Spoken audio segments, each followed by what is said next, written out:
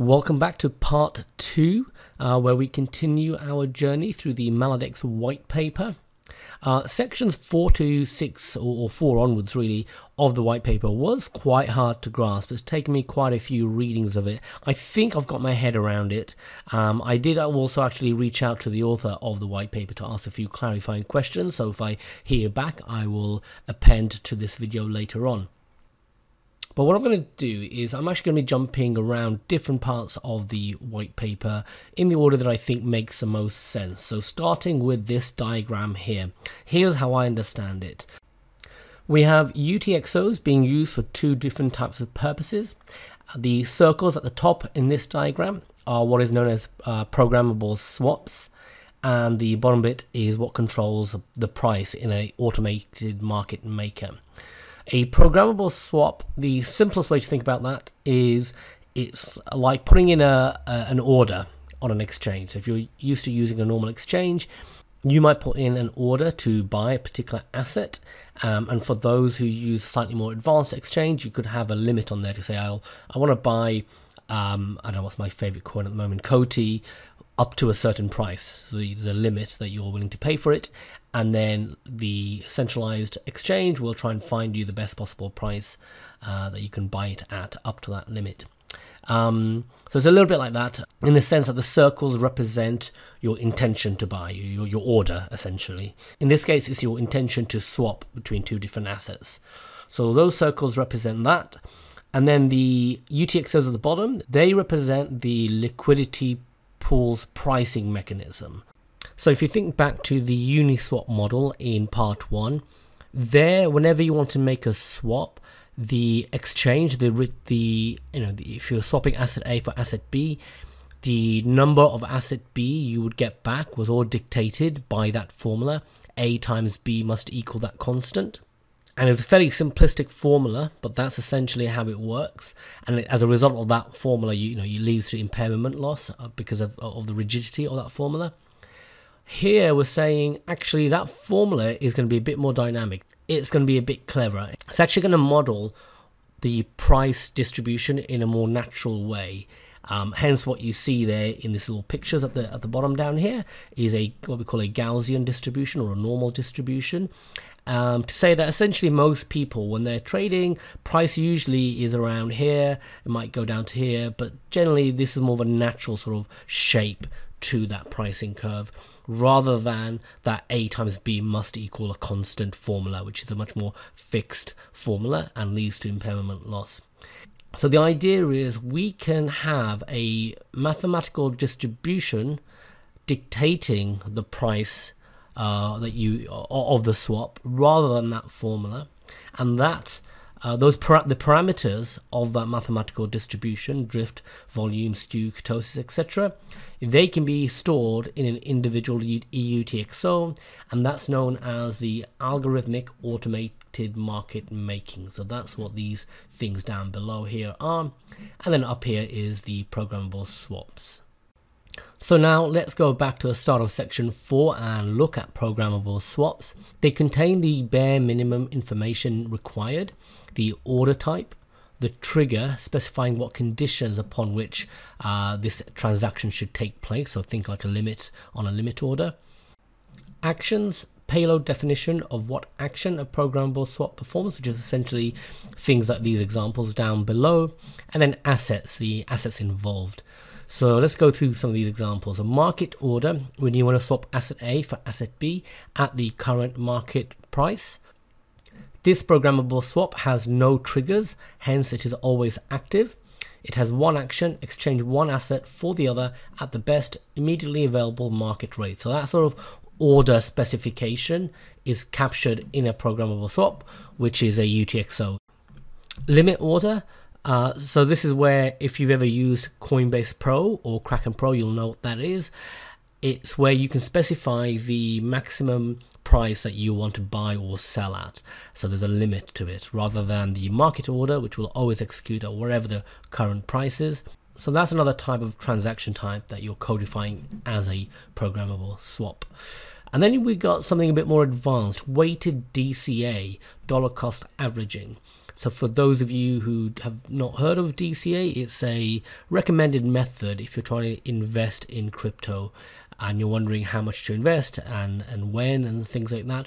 Rather than trying to time the market, the idea is you just buy in small amounts at a regular interval, and that way you're just following the market up and down regardless, and you're not stressing about when's the best time to buy. So that's DCA in a nutshell. So here, this programmable swap is codifying that. This programmable swap is composed of a time trigger defining all time indexes after which the DCA operation should be performed, example daily interval. Actions are composed of market indicator oracles, example divergence and momentum indicators indicating local price min and max, and DCA parameters, periods, the response, etc. It's a clever programmable swap that does a DCAing for you. Down here there's an arbitrage programmable swap. Arbitrage is when it detects a price difference between two different exchanges. The arbitrage bot could automatically buy or sell to take advantage of that price difference until both exchanges are at the same price. And this also helps the Maladex platform stay in sync with other markets. Dynamic liquidity provision. This is where you don't really care what price you buy or sell at. The main thing is you want to act on both sides. You want to buy and you want to sell up to certain boundaries. In other words, you want to be a liquidity provider where you're offering the exchange in both directions. But to avoid impairment loss, you want it to have that cutoff. You want to concentrate your liquidity in a certain range, and if the price dynamics goes beyond that range, you want it to stop trading. And that's what this allows. So what is unique about this approach is that as soon as the price of one asset starts to quickly rise, the programmable swap is converted into ADA. This is the asset that the investors said that they prefer to hold, and the swap is terminated. So if things start to go out of whack, it'll automatically liquidate and just all revert back to ADA so that you're not at risk of impermanent loss. This allows a market maker the ability to earn rewards from market making, so to be a market maker gains transaction fees, but prevents being locked out of the preferred assets as relative price to USD starts to rise. This programmable swap is composed of a trigger that defines a safe trading range. Once it is crossed, the programmable swap isn't executed anymore. So that's a really clever use of a programmable swap. And remember, the pricing of this swap is actually determined elsewhere by the AAMM, so that comes later. But this is saying, hey, I'm willing to provide liquidity here that you can use as a liquidity pool within certain limits.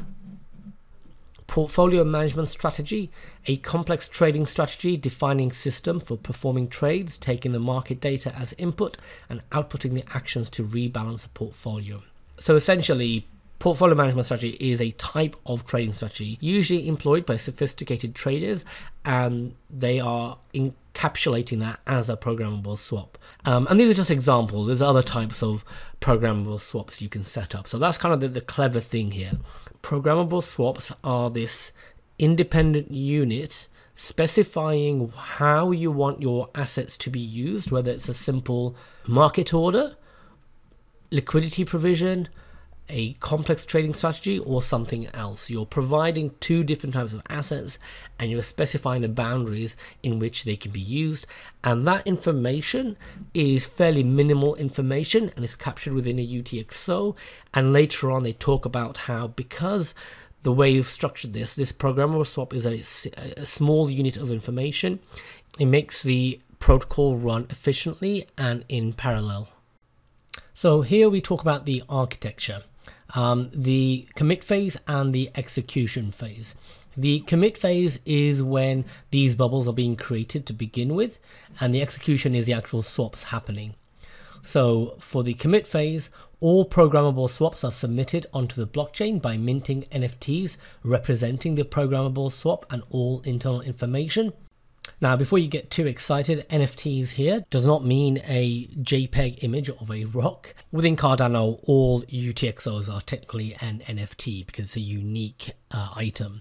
But NFTs here represents a order, and every order is unique. So just replace the word NFTs with orders. Orders are picked from the user's wallet to mint commitment, and as many orders as a memory pool allows. These orders can be minted in parallel each block cycle.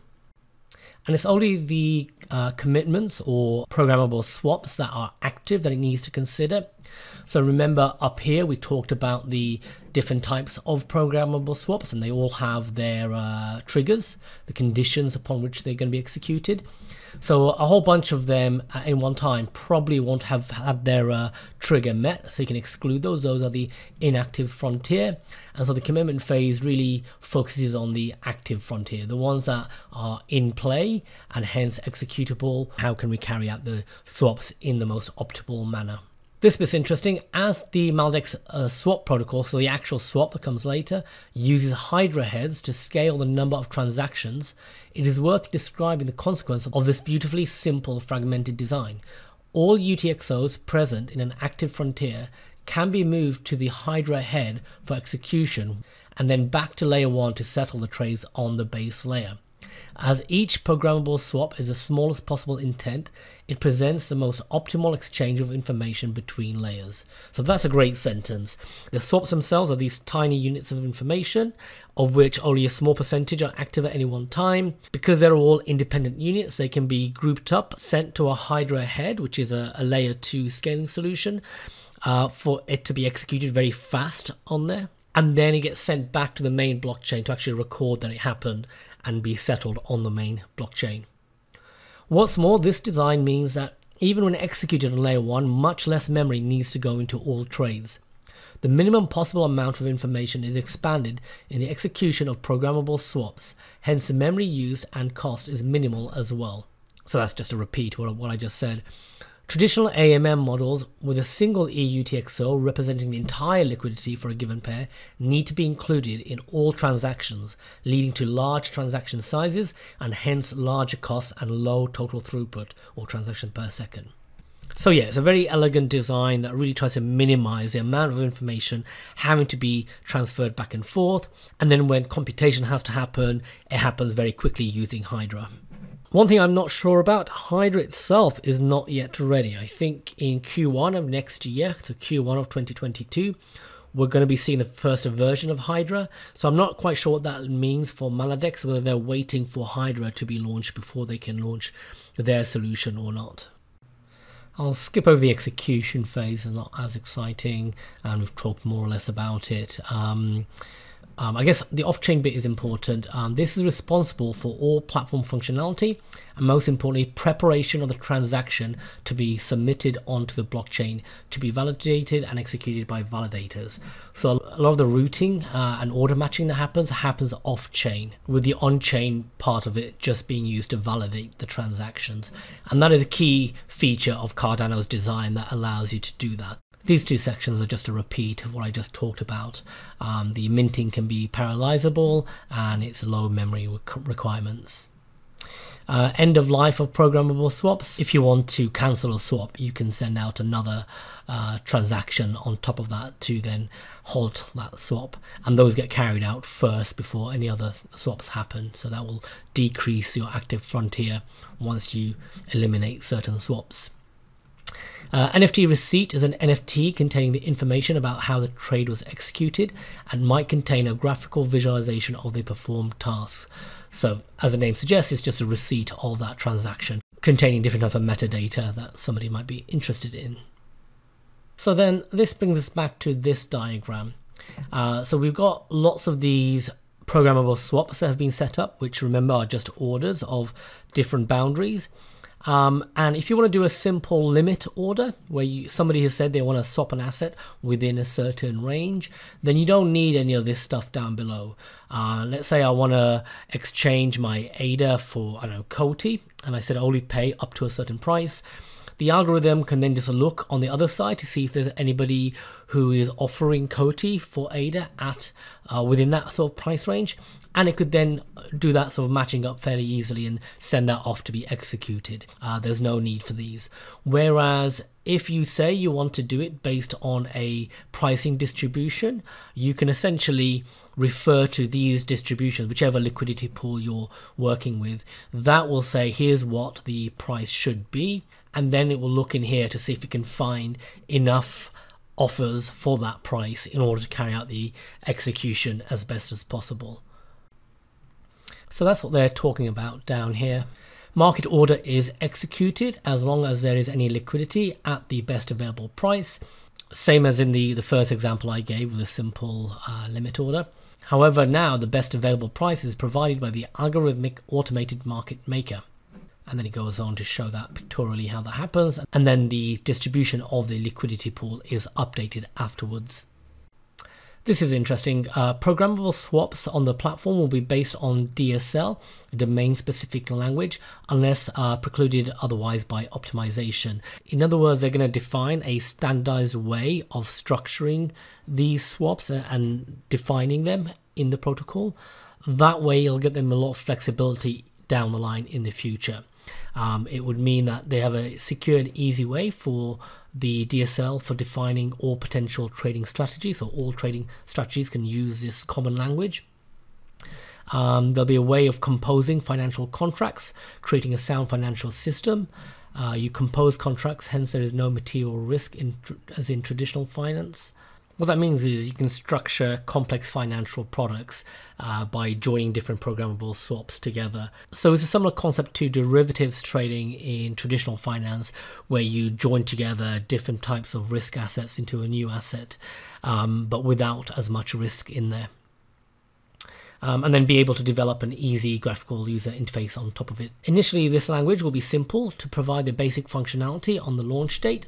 Over time, it will evolve into a system that allows portfolio managers to define sophisticated automated trading strategies akin to hedge funds. So long story short, another bit of innovation there from Maladex around the actual language used to define these programmable swaps. Section 5 goes into a bit more detail in what we've just talked about. I'm not going to go through it in the interest of time, but here they're talking about the off-chain component responsible for matching programmable swaps. Talk about security here, scalability, decentralization is interesting. The aforementioned mechanism presents a unique ability to decentralize order execution by sharing the engine binary with stake pool operators. SPOs would then be able to partake in order execution and Hydra head layer 2 formation for participation in the DEX rewards. What I'm wondering here is how would these stake pool operators be selected, because a Hydra protocol requires knowing exactly who the participants are and you need them to be trustworthy. So will they follow Sunday Swap's model here in terms of a vote for which SPOs should be included, or will they go with a different method? So something to watch out for. So I've just received this reply back from Jarek, the author of the white paper, who's kindly answering my questions. He wrote, AAMM is one of the things that can be programmed into programmable swap. AAMM would have the distribution and model and would hook into programmable swap via triggers. What to do in that case? I think that's in line with what I'm saying. So the AAMM is what contains that mathematical distribution and model, and then it would hook into the programmable swaps, those little bubbles that were floating around. Programmable language analogy, it would be the programmable swap is the SDK, software development kit, for writing financial contracts. I guess that means that the rules for the contracts. AAMM is one of the libraries written using programmable swaps SDK. Most of the time, a user using a simple web interface constructs an AAMM, selects desired parameters, programmable swap, and submits it onto the blockchain. Okay, I think that's interesting. So the user will, using the web interface, construct the distribution that they're interested in. Maybe like they select from one of many or something, or somehow, or they'll type in the parameters, provides the programmable swap criteria and the assets underlying it, and then submits that onto the blockchain. From the end user's perspective, they only see distribution parameters and can view programmable swap code or even modify it directly as its DSL, which we just talked about. Blockchain has programmable swap with AAMM inside. Okay, so that sounds different to what I've been saying. It sounds like the programmable swap contains the AAMM, the distribution model. So I guess that's not something that came through as clearly in the white paper, where we saw a separation of the AAMM and the programmable swap, whereas here it sounds a bit more like the programmable swap contains the AMM. Different layers of abstraction. So you have a programmable swap as your base layer, and from that you can construct all these types of orders: a market order, limit order, a AMM, and the more complex one that we saw. So yeah, I think we talked about that. But yeah, this last paragraph here is a little bit confusing. I think I'm still comfortable with my definition for now, and perhaps Jarek or somebody else can comment in the comment section of the video to clarify this point. And section 6 goes into detail on the AAMM. I've actually read this a couple of times to make sense of it, but I'm not going to go into it in the interest of time. Essentially, it's just talking about the fact that using a natural distribution rather than the Uniswap model means you can reduce the impact of impermanent loss. So that's what that section is talking about, and the idea of a realistic liquidity supply curve. And here they say that as well as reflecting the price accurately in order to reduce impermanent loss, there's additional things you can do with that curve. So you can factor in the market maker fee, and you can increase the fee during periods of high demand. You could introduce elements of yield farming into that curve, and things like that. So there's a lot of flexibility there with having a curve that you can control, and it's a dynamic curve versus that fixed A times B equals a constant method that Uniswap uses. Now, in the interest of time, I am going to have to end the video here. The paper goes on to explore a lot of more advanced topics. So here it discusses yield farming and how ADA staking factors into that. Here they talk a bit more about the emerging properties that programmable swaps allow. So hopefully you've got the message by now that because these programmable swaps are these individual fragments of orders, there's a lot of flexibility there with how you use them and the things they can do, and the capital efficiency that provides. Indexes, the idea of having a basket of goods or a basket of assets and actually constructing an index out of it. I haven't read through this section, so that sounds really interesting. And it goes on to talk a bit more about how you would do that using the Maladex protocol. Synthetics, this is kind of really on the edge of my knowledge. These are mirrored assets that are financial instruments deriving their value from the underlying. So it could be something that's linked to a real world object such as land, art, or gold ownership. Synthetic token interfaces composed of the following endpoints: mint, burn, and trade. So they're thinking about how they can use a Maladex platform to have synthetic assets on top of it. Financial options. So basically there's a whole bunch of things here that already exist in the traditional finance world and that hedge funds will be very familiar with. And because they've created that base layer of programmable swaps, they're now looking at how they can replicate all these advanced features on their platform. Apologies that I'm not going through all of them. There's just so many things here, and the risk management around it. I may or may not do a third part to this video. I wasn't intending this to be a Lord of the Rings style trilogy when I started. But as you can see, there's a lot of thought gone into this paper, and a lot of advanced capabilities here. So I think anybody who's interested in seeing how DeFi on Cardano could disrupt traditional finance and disrupt what hedge funds do, they should certainly be reading this paper. Okay, I'm going to have to leave you on that. I hope you enjoyed it. If you liked it, please give a thumbs up. Consider subscribing. Please add in more commentary down below if you feel I've misunderstood anything. And thank you for your time and attention, and I hope you all have a great day.